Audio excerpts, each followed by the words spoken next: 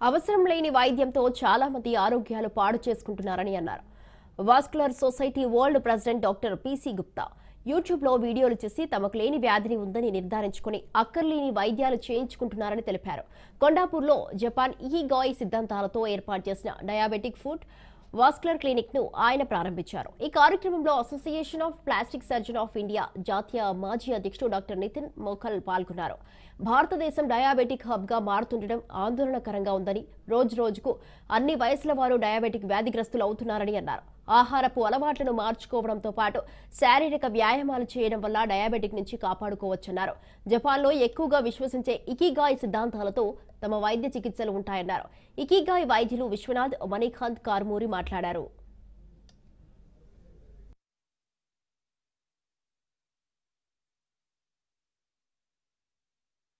So మేము కొండాపూర్ హైదరాబాద్లో ikigai clinics అనేది ప్రారంభిస్తున్నాం.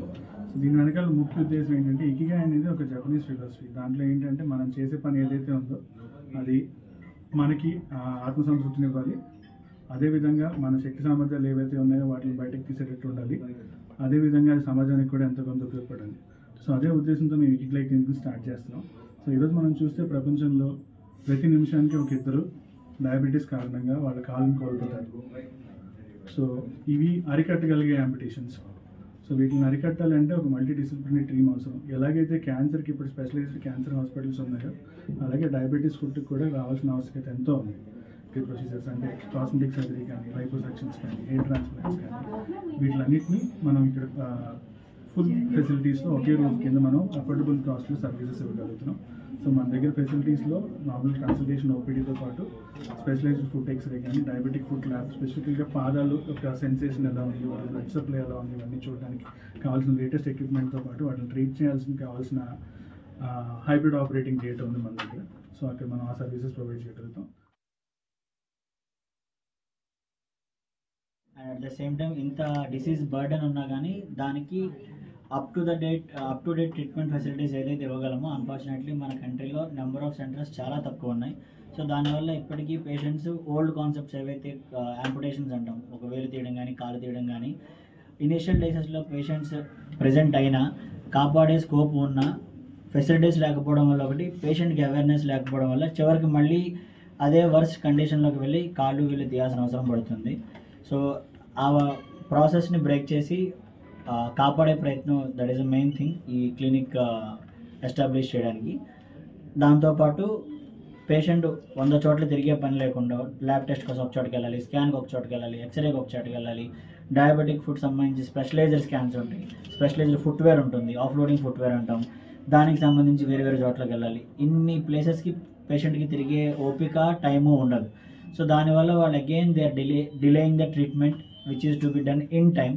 అది జరగకపోవడం వల్ల చివరికి మళ్ళీ అదే ఆపరేషన్కి వెళ్ళాల్సిన అవసరం పడుతుంది. సో అవన్నీ బైపాస్ చేస్తూ ఒకటే చోట అన్నీ చేయగలిగితే ఎక్కువ మంది క్వాలిటీ ఆఫ్ లైఫ్, వాళ్ళ కాళ్ళు చేతులు మేము కాపాడగలిగామంటే వాళ్ళ లైఫ్, వాళ్ళ ఫ్యామిలీ లైఫ్ బెటర్ చేయగలరు. సో ఆ ప్రయత్నంలో భాగంగానే ఇది స్టార్ట్ చేసాం. वास्कुलर एक्सेस, तो उनके लिए एवी फिशला बनाना, तो वो भी काफ़ी लोग आजकल बना रहे हैं. लेकिन सबसे अच्छी फिशलास और सबसे अच्छी सर्जरी मेरे ख्याल से वास्कुलर सर्जन्स ही करते हैं, क्योंकि वो सर्जरी ब्लड वेसल्स के ऊपर है.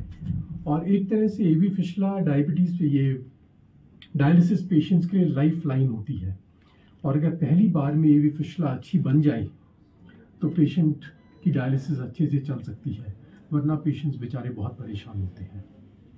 बाकी आप कुछ पूछना चाहें तो मैं बताता हूँ. सर अभी यंगस्टर्स को एज में होती है सर, लेकिन वैरिकोज वेन्स हमेशा जितनी थी उतनी ही है. अभी उसके बारे में एडवर्टाइजमेंट ज़्यादा आ रही है.